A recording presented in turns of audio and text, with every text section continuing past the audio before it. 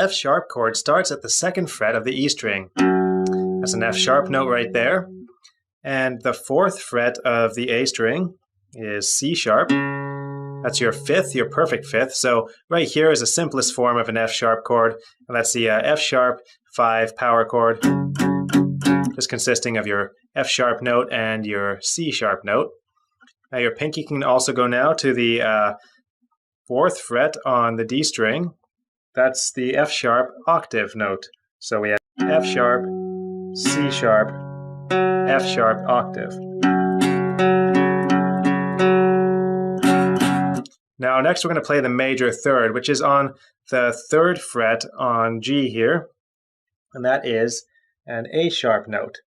So now we have F sharp, C sharp, another F sharp here, and that middle finger is going to hold the A sharp at the third fret on the G string there.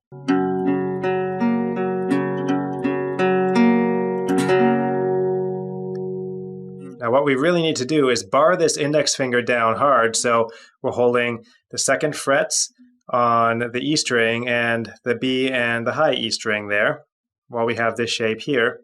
And this shape, by the way, is over here would be an E major chord, but we take it over here, fourth fret position there, and bar these second frets down with the index finger. It's often easier if, instead of being like this, you bring the index finger just a bit up there.